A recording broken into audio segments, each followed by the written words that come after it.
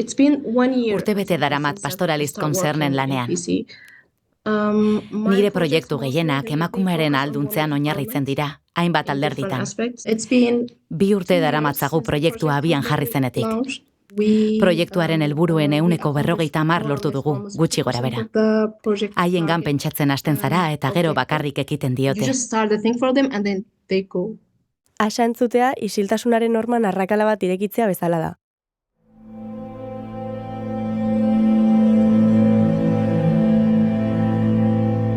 Erakundeen utzikeriak, egiturazko pobreziak eta emakumeen aurkako indarkeriak gehien zigortutako eskualdetako baten erdian, berak ahotsa goratzen du. Ez garrasiekin, min ematen duen argitasunarekin baizik. Asa, Medicus Mundi Gipuzkoak Etiopiako Somaliako eskualdean, Pastoralist Concern erakundearekin batera garatzen duen hitzarmenaren proiektuen koordinatzailea da. Ekitea da bere eguneroko lana, baina bere testigantza, salaketa eta eraikuntza ekintza bat ere bada. Atal hau ez da egiten denari buruz soilik. Jada aldatzen ari denaz da.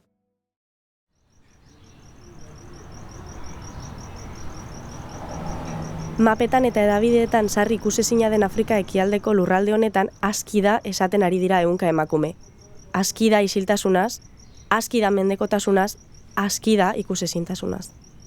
Etiopiako Somaliako eskualdean emakumeek isilean eutsi diote bizitzari mendeetan zehar. Gaur, horietako batzuek isiltasun hori haustea erabaki dute.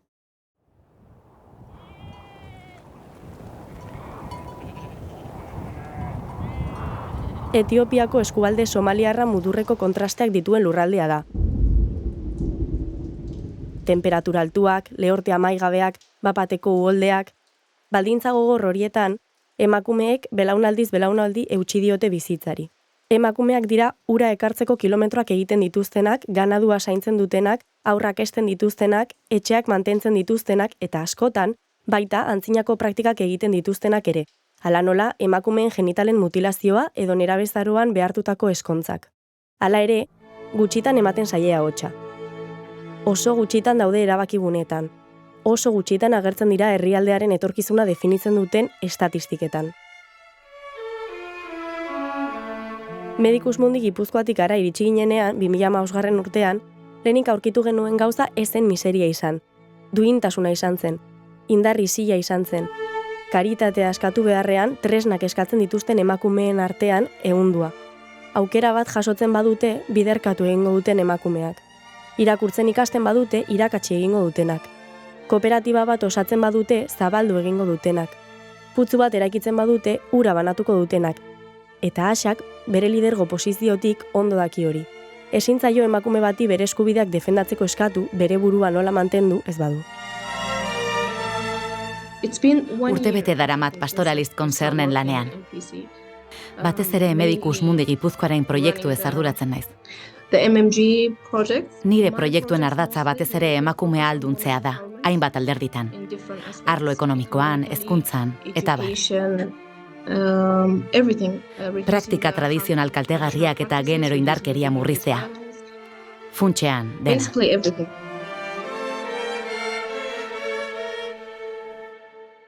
Atal hau bere ahotsarekin hasten da. Bere ahotsak ez baitu gertatzen dena bakarrik kontatzen. Garena eraldatzen du. Errukiaren lekutik ez, baizik eta errespetutik entzutera gonbidatzen zaitugu. Han, bazter batean, gertatzen denak hemen erdian gaudenok ere interpelatzen gaituela sinestuta. Nire izena Natalia Treus da, eta hau Defensoras Ekofeministas da, Medicus Mundi Gipuzkoaren podcasta.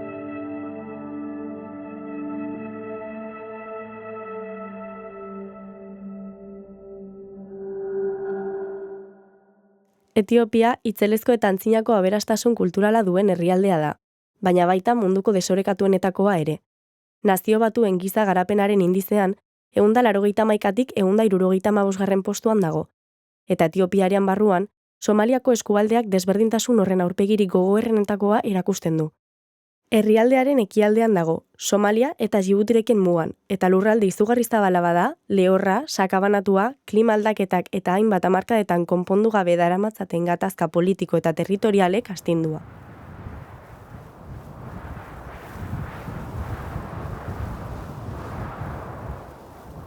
Hemen, lehorteak ez dira urtaroen fenomeno hutsak.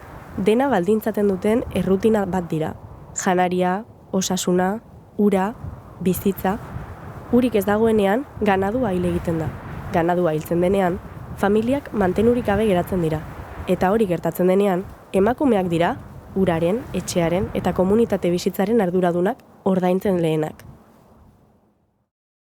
Baina ez hori bakarrik. Eskualde honetan, emakumeen 98%k mutilazio genitala pairatu du. 5 nesketatik bat, 18 urte bete baino lehen eskontzera behartzen dute. Erdiak baino gehiagok eskola uzten du hileku astean, eta horietako asko ez dira inoiz itzultzen.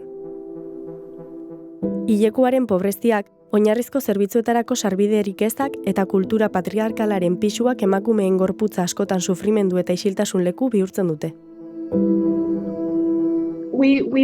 Somaliar eskualdean egiten dugu lan batez ere, hemen emakumeek ordezkaritza txikiagoa dute. Ahots gutxiago dute, heziketa gutxiago dute. Lan gehien egiten dute, baina konpentsaziorik gabe. Beraz, proiektuekin hori aldatzen saiatzen ari gara. Esparru publikoan gehiago parte hartzea, ahotsik ez dutenei ahotsa emanez. Emakumeak ez den, haien adina kontuan hartu gabe, diru sarrera desberdinak emanez.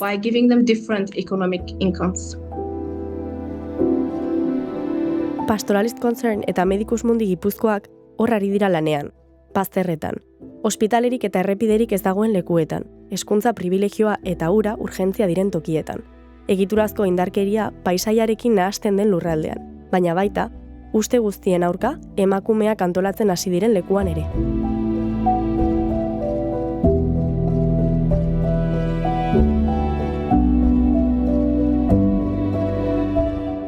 Atala hau leku horretatik sortu da. Hautsetik, berotik, erresistentziatik, estatistikak gordinak diren arren, zenbakiak baino indartsuagoa den zerbait badagoelako. Mugiezina zirudiena aldatzeko borondatea.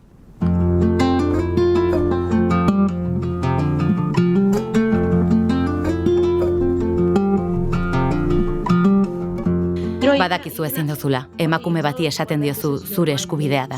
Borrokatu zure eskubideen alde, baina gero ez diozu babesik ematen. Proiektu honek 4 zutabe ditu. Sexu eta ugalketa eskubideak, ura eskuratzea, autonomia ekonomikoa eta alfabetizazioa. Izan ere, emakume bati ezin zaio eskatu indarkeriari aurre egiteko bere burua mantentzerik ez badu. Kooperatiba hau desberdina da, egiaztatutako aurrezki kooperatiba. Emakumeei dirua ematen diegu eta haiek beren negozioarekin hasten dira. Beren enpresan beste emakume batzuk sartzen hasten dira. Aulenak, hautatzen hasten dira, eta emakume gehiago sartzen dituzte kooperatibetan. Eta horrela, kooperatibak hazten ari dira. Harrigarriena, ez da aldaketa onartu egiten dutela. Zabaldu egiten dutela baizik. Batez ere emakumeek eramaten dute ura etxera. Eta oso lan gogorra da, oso lan gogorra. Baina orain, azpiegiturekin eta Medicus Mundi Gipuzkoan garatzen ari garen beste proiektuekin, urgune berriak eraikitzen ari gara, emakumeen lana errazteko. Toki horietan bombak daude, eskuzko bombak. Ez dute ez egin behar, bomba ireki besterik ez dute egin behar. Lehen, emakume bat ordu luze zibiltzen zen ura ekartzeko. Orain, bomba bat zabaltzen du. Bere ontzia bete eta garaiz itzultzen da. Indartsu. Gero batzorde bat dago urpuntu bakoitzerako. Batzorde horren 150 emakumeek osatzen dute. Normalean gizonak izan dira horrelako gauzak eraikitzean erabakiak hartu izan dituzten bakarrak. Baina orain hitzarmenari esker ikuspegi hori aldatzen ari gara. Batzordean emakumeak sartzen ari garelako. Adibidez, batzordea 5-6 kidek osatzen dute. Kide bakoitza aldi jakin batean arduraduna izango da. Horrek esan nahi du emakume bat izango dela arduraduna, edo hobeto esan da, buruzagia izango dela. Horrek erakusten du aginduak eman ditzaketela eta beren ikuspuntua entzungo dutela. They can say, they can order around, they can, their say will be listened to.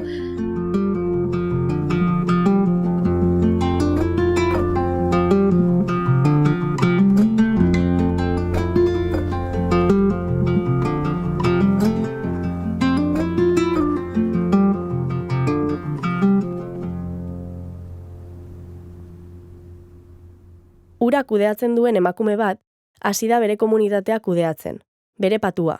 Baina bide hori, emakume batentzat, oztopoz beteta dago beti. Indarkeria psikologikoa, inork ez daki ezer horretaz. Ez dago kontzientzia handirik gai honetaz, ez baitute indarkeriatzat hartzen. Beraz, jakinarazi egin genuen. Adibidez, gai hori bereziki, hainbat azterlan egitean sartu dugu. Hasieratik genero indarkeria dela ulertuta. Gero, azterlanaren emaitzak lortu ondoren, hainbat eztabaida talde sortzen saiatzen gara. Komunitateari hori ere indarkeria dela azaltzeko. Ez jipoiak, bortxaketak eta gauza normalak bakarrik. Badakigu gauza txikiek bizitza osoa kaltetu dezaketela. Zure etxean indarkeria gertatzen ari da eta ez dakizu. Hori bai dela indarkeria. Indarkeria larria da, eta jakin behar duzu ez dagoela ondo. Ez zenuke horrekin ados egon behar. Adibidez, emakumeen genitalen mutilazioari dagokionez, kontzientziazio jarduera desberdinak egiten ditugu. Profesionalekin lan egiten dugu. Genitalen mutilazioa praktikatzen duten emakumeak kontzientziatzean, diru sarrera ekonomiko berriak ematen dizkiegu, negozio ideia berriak, hori egiteari utzi ezaioten.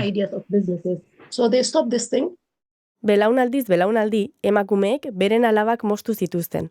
Gaur egun, emakume horietako asko iraganarekin mozten ari dira, orain beste aukera bat da daukatelako. Hitzarmenean jarduera bat dago, zaharren batzordea izenekoa, eta hasieratik dago proiektuan. Proiektuarekin bat egin nuenean, inork ez zekien zertzen jarduera hori. Kontua emakume zaharren batzordea sortzea zen, hori zen dena. Eta gero anbiziotsu jarri ginen proiektuarekin. Emakume zaharren batzorde bat sortu genuen, komunitateko gizon zaharren batzordearen antzera lan egiten duena. Arazoa konpontzen dituzte. Ze kasu konpontzen dituzte emakume horiek, aurkezten zaien edozein kasu konpontzen saiatzen dira. Batez ere lehen gizone konpontzen zituzten komunitatearen arazoak. Baina orain emakume indartsuak ditugu emakume zaharren batzordean. Emakumeek hau abian jartzea nahi zuten. Orain oso aktiboak dira. Ez bakarrik lan egiten dugun eremuan. Hainbat eremutara zabaltzen hasi da, eta orain komunitateak errespetatzen ditu. Emakumeek zuzenean jotzen dute haiengana. Jada ez dute gizonengana jo behar beren arazoak partekatzeko. Orain emakume zaharren batzorde bat dute, eta haiekin hitz egin dezakete. Hau da aldaketa handienetako bat. Kontzeptu berria da eta Guaradek onartu dute. Lehen, ezin zuten hitz egin. Orain, gatazkak konpontzen dituzte. Indarkeria kasuetan esku hartzen dute. Liderrak dira. Adibidez, alfabetatze eskoletan emakumeek oro har ez zuten inoiz irakurtzen edo idazten jakin. Ez dakite. Norbaitek deitzen badie, ez dakite zer zenbaki den. Beraz, ez dakite erantzun behar duten ala ez. Semea edo senarra bilatu behar dute zenbakia irakurtzeko. Orain, emakumeak graduatzen ari dira. Seme alabei irakasten ari zaizkie. Beren negozioetan lan egiten dute. Badakite nola deitu. Ez dute inor behar ezertarako eta ez hori bakarrik, seme alabak ere jarraitzen dituzte eskolan. Badakizu galdetzen diete zer moduz etxeko lanekin.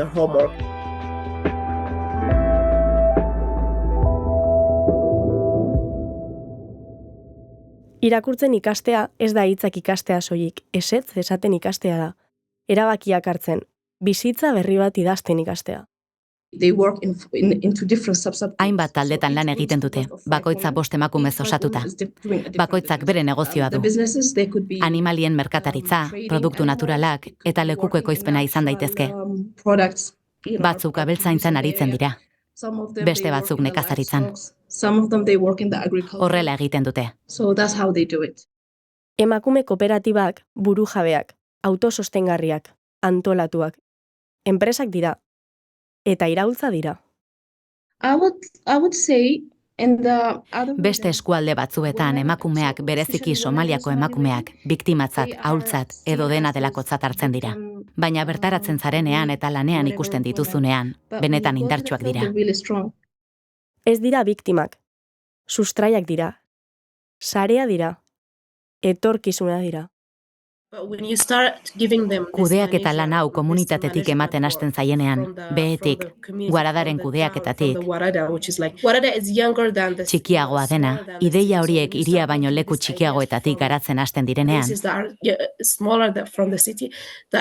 ideiak handik hirietara iristen hasten dira, hiritik iritsi beharrean, handik ez baitira Guaradara iristen.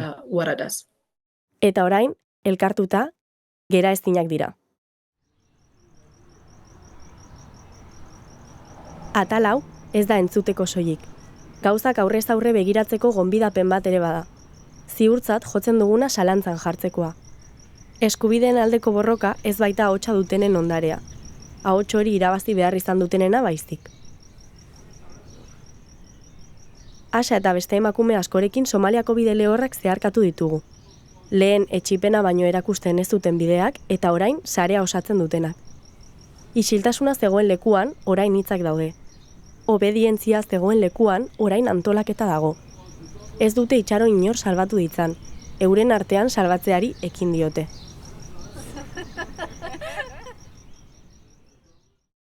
Hau ez da biktimei buruzko istorio bat, eraldaketa istorio bat da. Izan ere, munduko leku batzuetan etorkizunaz eztabaidatzen den bitartean, beste batzuetan jada eskuekin eraikitzen ari dira. Urponpekin, alfabetizazioarekin, kooperatibekin, duintasunarekin. Somaliako emakumeek erakutsi digute ez dela baimenik behar gauzak aldatzeko. Erabakimena baino ez, eta hori badaukate. Tresnak baino ez, eta eskuratzen hasiak dira. Beraiek hain gutxirekin mundua aldaba dezakete, zer egingo dugu guk hainbesterekin. Ziur nago edabideetako izarra bihurtuko zarela, telebistan ikusiko zaitugu. Urren arte. Stay safe. Same to you, Ramadan Mubarak, Aisha. Thank you very much. So much. Bye-bye. Podcasta gustatu bazaizu, urrengo atalean beste istorio interesgarri batekin itzuliko gara. Beste emakume ekofeminista baten istorioarekin. Arpidetu eta zabaldu lagun artean, eta urrengora arte. Aio! Defensoras ekofeminista Zulu Mediak Medikus Mundi Gipuzkoarentzat ekoitzitako podcasta da. Besteak beste, Lasarteko Ulu Estudioetan grabatua izan da. Ekoizpena, Martin Etxeberria eta Oier Aranzabal. Gidoia, Xabier Etxeberria. Soinu diseinua, Jakes Etxeberria eta Izotza Lastuei. Aurkezlea, Natalia Treus.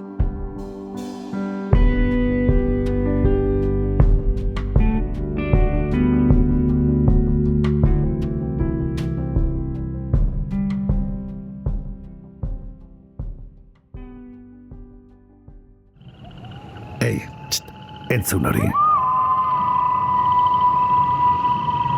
Ulu Media.